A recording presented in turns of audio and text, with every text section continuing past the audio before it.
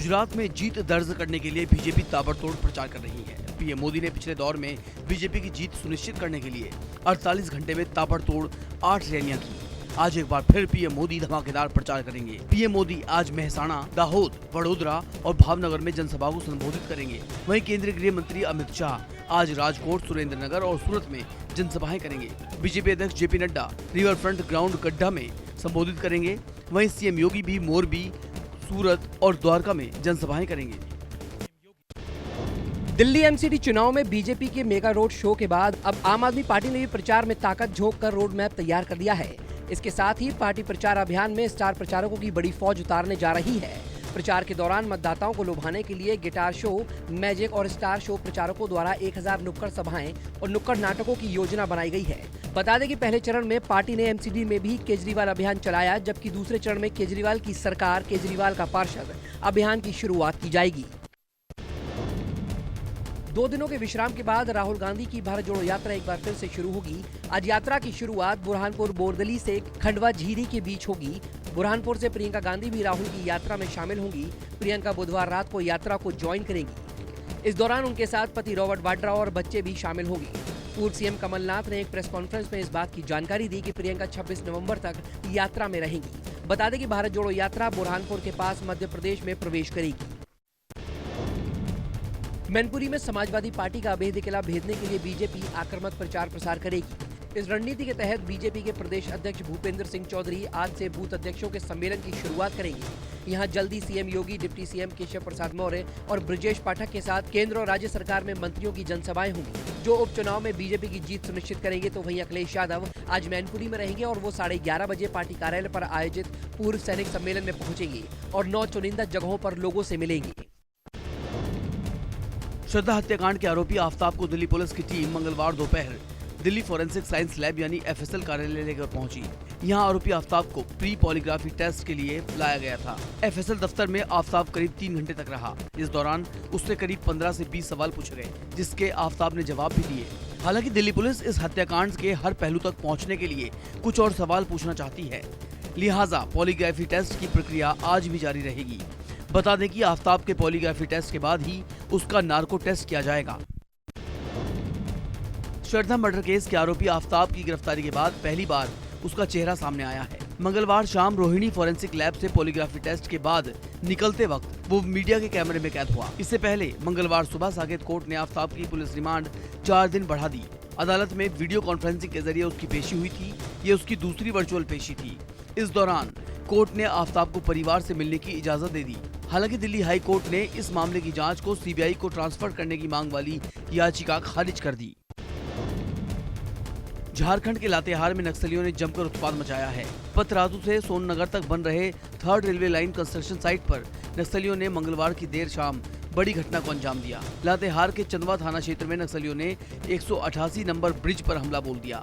नक्सलियों ने दर्जनों वाहन और उपकरणों को आग के हवाले कर दिया। मौके पर नक्सलियों के फायरिंग तक की खबरें सामने आ रही हैं। हालांकि इस मामले में हुए नुकसान को लेकर अब तक आधिकारिक तौर पर बयान सामने नहीं आया है, लेकिन तस्वीरें नक्सलियों की करतूतों को खुले तौर पर बयां कर रही हैं। गुजरात विधानसभा चुनाव में टिकट न मिलने पर बगावत करने वाले नेताओं पर बीजेपी ने एक्शन लिया है।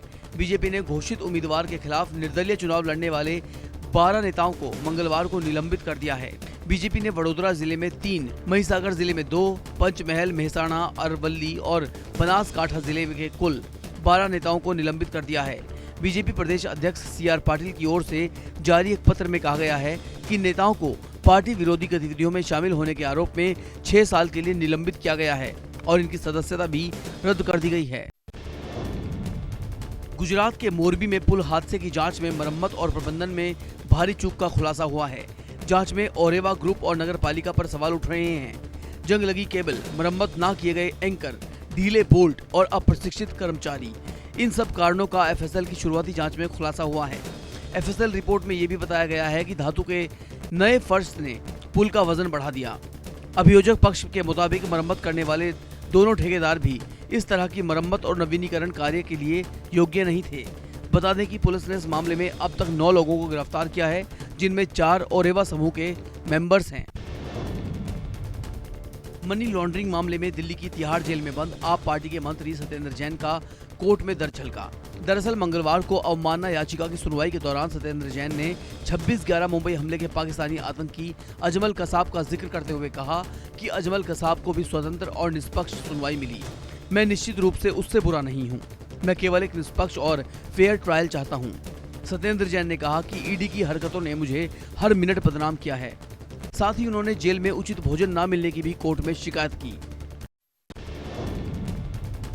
आज दिल्ली की राउज एवेन्यू कोर्ट में सत्येंद्र जैन की एक याचिका पर सुनवाई होगी, जिसमें उन्होंने कहा है कि व्रत के दौरान खाने पीने की बुनियादी चीजों को रोकना जेल के भीतर उत्पीड़न के समान है। व्रत वाले दिन सत्येंद्र जैन बिना मंदिर जाए पका भोजन नहीं कर सकते, इसलिए उनको फल की जरूरत होती है। लेकिन जेल प्रशासन ने पिछले 12 दिनों से मनमाने ढंग से रोक लगा दी है। इस पर कोर्ट ने तिहाड़ जेल को नोटिस जारी करते हुए जवाब मांगा है और आज मामले पर सुनवाई होगी। असम मेघालय सीमा पर एक बार फिर से गोलीबारी की घटना सामने आई है, जिसमें 6 लोगों की मौत हो गई है।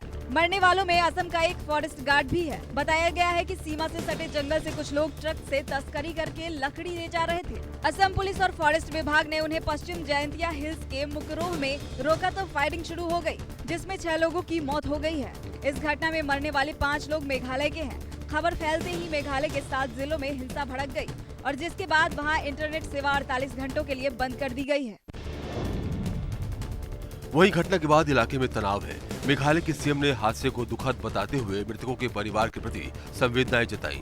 दूसरी ओर असम सरकार ने मारे गए लोगों के परिजनों को 5-5 लाख रुपए की मदद देने का ऐलान किया है। तो वहीं सीएम हेमंत बिस्व शर्मा ने मामले में कार्रवाई करते हुए एसपी का तबादला कर दिया है और 7 पुलिसकर्मी सस्पेंड कर दिए गए हैं। घटना की जांच सीबीआई को सौंप दी गई है। बता दें, असम मेघालय के बीच सीमा विवाद 50 साल से भी ज्यादा पुराना है, जिस पर इस साल की शुरुआत में दोनों राज्यों के सीएम ने दिल्ली में एक समझौते पर हस्ताक्षर किए थे। पाक अधिकृत कश्मीर यानी पीओके पर लेफ्टिनेंट जनरल उपेंद्र द्विवेदी ने अपनी प्रतिक्रिया दी है। उनकी तरफ से साफ कहा गया है कि सेना पीओके लेने को तैयार है, बस सरकार के आदेश का इंतजार है। यानी सरकार का जो भी निर्देश रहेगा उसका पालन किया जाएगा। उपेंद्र द्विवेदी ने पाकिस्तान को भी चेतावनी जारी करते हुए कहा कि सीज फायर का अगर उल्लंघन किया जाएगा तो उसे मुंहतोड़ जवाब मिलेगा। गौरतलब है कि कुछ दिन पहले ही रक्षा मंत्री राजनाथ सिंह ने बड़ा बयान दिया था, जिसमें जोर देकर कहा गया था कि पीओके फिर अपने कब्जे में लिया जाएगा। उत्तर प्रदेश में प्रधानमंत्री आवास योजना का विस्तार होने वाला है।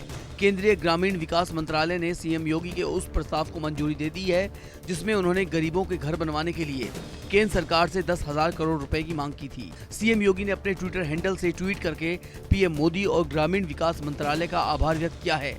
उन्हें इस बात की खुशी है कि अब यूपी में बड़े स्तर पर प्रधानमंत्री आवास योजना का विस्तार होगा। बताया जा रहा है कि इस धनराशि से उत्तर प्रदेश में 8,62,767 नए आवास बनाए जाएंगे, जो मार्च 2024 तक बनकर तैयार हो जाएंगे। एक तरफ मोरबी पुल हादसे में एफएसएल की जांच रिपोर्ट कोर्ट को सौंप दी गई है, तो दूसरी तरफ आज कोर्ट में इस मामले में 9 आरोपियों की जमानत अर्जी पर फैसला आएगा। दरअसल मंगलवार को एफएसएल की जांच रिपोर्ट में इस बात का खुलासा हुआ कि हादसा घोर लापरवाही की वजह से हुआ, जिसके बाद अदालत ने आरोपियों की जमानत पर सुनवाई पूरी की और फैसला सुरक्षित रख लिया। हालांकि मंगलवार को कोर्ट ने इस बाबत कोई फैसला नहीं सुनाया। आज सभी 9 आरोपियों की जमानत पर कोर्ट अपना फैसला सुनाएगी। भड़काऊ भाषण देने के मामले में समाजवादी पार्टी के वरिष्ठ नेता आजम खान को रामपुर की एमपी एमएलए कोर्ट ने नियमित यानी पक्की जमानत दे दी। आजम खान के वकील जुबैर अहमद ने बताया कि साल 2019 के लोकसभा चुनाव के दौरान भड़काऊ भाषण देने के मामले में 27 अक्टूबर को एमपी एमएलए अदालत ने खान को 3 साल की सजा सुनाई थी। उस वक्त उन्हें अंतरिम जमानत दे दी गई थी। इसी मामले में नियमित जमानत के लिए अदालत से अनुरोध किया गया था, जिसके बाद आजम खान को कोर्ट ने पक्की जमानत दी। दिल्ली के नरेला से हत्या का एक सनसनीखेज मामला सामने आया है, जहां ओयो होटल के रूम में एक 40 साल के शख्स ने महिला की गोली मारकर हत्या कर दी। इसके बाद शख्स ने खुद को भी घायल कर लिया। वारदात के बाद युवक को अस्पताल में भर्ती करा दिया गया। इस शख्स की पहचान प्रवीण के रूप में हुई है, जबकि मृतक महिला की अभी तक पहचान नहीं हो पाई है। फिलहाल पुलिस मामले की छानबीन में जुटी है। वहीं पुलिस की टीम महिला का सुराग तलाशने की भी कोशिश कर रही है।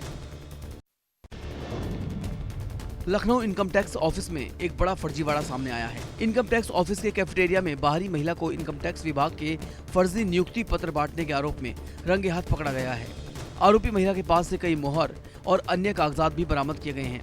दरअसल इनकम टैक्स अधिकारियों को दफ्तर में फर्जीवाड़े की सूचना मिली थी जिस पर कार्रवाई करते हुए अधिकारियों ने दफ्तर में आने वाले लोगों की तलाशी ली।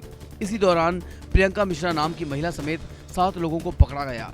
ये सभी लोग इनकम टैक्स कार्यालय से ताल्लुक नहीं रखते हैं।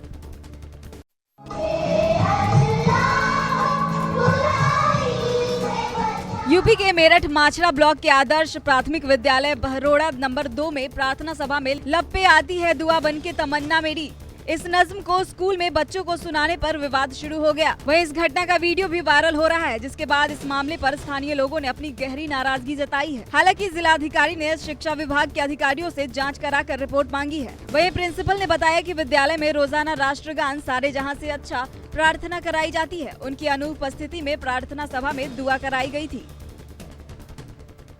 यूपी के जौनपुर में बदमाशों के हौसले बुलंद है। ताजा मामला जौनपुर जेसी चौराहे के पास का है, जहां दबंगों ने युवक पर अचानक पीछे से हमला कर दिया, जिससे युवक के सिर पर गहरी चोटें आई हैं।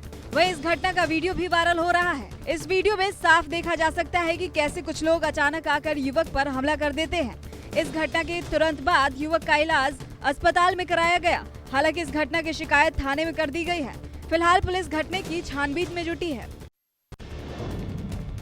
सीबीआई ने मध्य प्रदेश के मंदसौर जिले में बड़ी कार्रवाई की है, जहां 5 लाख रुपए रिश्वत लेने के आरोप में एक आयकर अधिकारी को गिरफ्तार किया गया है। बता दें, एक कारोबारी ने शिकायत की थी कि आयकर अधिकारी रामगोपाल प्रजापति ने 5 लाख रुपए की रिश्वत मांग की और धमकी दी कि अगर भुगतान नहीं किया गया तो उसकी कंपनी पर भारी जुर्माना लगाया जाएगा और छापा भी मारा जाएगा। वहीं एजेंसी ने निर्धारित समय से एक जाल बिछाया जहां रिश्वत दी जानी थी, जिसके बाद सीबीआई ने कार्रवाई करते हुए प्रजापति को गिरफ्तार कर लिया है। जम्मू के कठुआ जिले से हैरत अंगेज घटना सामने आई है, जहां जमीनी विवाद को लेकर भाई ने ही अपने भाई और भाभी की हत्या कर दी। बता दें कि इस घटना के बाद ग्रामीणों में बेहद ज्यादा गुस्सा है। साथ ही ग्रामीणों का कहना है कि आरोपी अक्सर अपने भाई और भाभी के साथ जमीन के विवाद को लेकर झगड़ता रहता था और घटना वाले दिन तो आरोपी ने हद ही पार कर दी। वो इतने गुस्से में आया कि उसने अपने भाई और भाभी की हत्या कर दी। वहीं इस घटना के बाद पुलिस ने आरोपी के खिलाफ मामला दर्ज कर लिया है और मामले की छानबीन में जुट गई है। यूपी के कानपुर से बेहद हैरान करने वाला मामला सामने आया है, जहां मोतियाबिंद का ऑपरेशन कराने गए 6 बुजुर्ग लोगों की आंखों की रोशनी चली गई। दरअसल कानपुर के बर्रा इलाके में बने प्राइवेट नर्सिंग होम में मोतियाबिंद का ऑपरेशन कराने का कैंप लगा हुआ था। इसमें शिवराजपुर के रहने वाले लोग भर्ती हुए थे। उनका ऑपरेशन किया गया, जिसके बाद उन लोगों की आंखों की रोशनी चली गई। वहीं परिवार वालों ने इस बात की शिकायत शहर के मुख्य चिकित्सा अधिकारी से की है। हालांकि पीड़ितों को सीएम ने जांच के बाद उचित कार्रवाई का भरोसा दिया है। यूपी के सीतापुर से सनसनीखेज वारदात सामने आई थी, जहां बोरे में बंद महिला की सिरकटी लाश के टुकड़े मिले थे। पुलिस ने अब महिला की हत्या के मामले में हत्यारों को गिरफ्तार कर लिया है। वहीं पुलिस ने बताया महिला की हत्या उसके पति ने की थी और आरोपी ने इस वारदात को अंजाम देने के लिए 2 दोस्तों की मदद ली। आरोपी ने महिला की हत्या करने के बाद शव के कई टुकड़े किए और अलग अलग गांव के जंगलों में फेंक दिए थे। फिलहाल पुलिस ने आरोपियों की निशानदेही पर मृतका के पैर की हड्डी, हत्या में इस्तेमाल हथियार और मृतका की साड़ी का टुकड़ा समेत अन्य साक्ष्य जुटा लिए हैं। जोधपुर शहर के विवेक विहार थाना क्षेत्र में एक महिला का शव मिलने से सनसनी फैल गई। बता दें, शव सीवरेज की मेन हॉल में मिला। शव की पहचान छुपाने के लिए उस पर तेजाब डाला गया है। दरअसल विवेक विहार इलाके में एक गाय मूर्छित अवस्था में मिली, जिसे खड़ा करने के लिए कुछ लोग पहुंचे, लेकिन जब तक गाय मर चुकी थी तभी वहां खड़े लोगों को तेज बदबू का एहसास हुआ, जिसके बाद उन्होंने सीवरेज लाइन मैनहोल खोलकर देखा तो उसमें महिला का शव मिला। वहीं सूचना मिलने पर पुलिस मौके पर पहुंची। पुलिस महिला की शिनाख्त का प्रयास कर रही है। महिला की शिनाख्त होने के बाद जांच आगे बढ़ पाएगी। पिछले 9 महीने से चल रहा रूस यूक्रेन युद्ध अब खतरनाक दौर पर पहुंच चुका है। रूसी मिसाइलों ने यूक्रेन की एनर्जी सप्लाई पूरी तरह से तबाह कर दी है, जिसके बाद 1 करोड़ घरों में बिजली आपूर्ति पूरी तरह ठप हो चुकी है। यूक्रेन के कई बड़े शहरों में ब्लैकआउट होने की वजह से बड़ी आबादी प्रभावित हो रही है। आलम यह है कि -20 तापमान के बीच करीब 30 लाख लोग अपने घर छोड़ने को मजबूर हो गए हैं। इसी बीच WHO ने भी एक चेतावनी जारी की है। इसमें बताया गया है कि यूक्रेन में चल रही एनर्जी क्राइसिस के कारण यहां ठंड से लाखों लोगों की जान का खतरा है।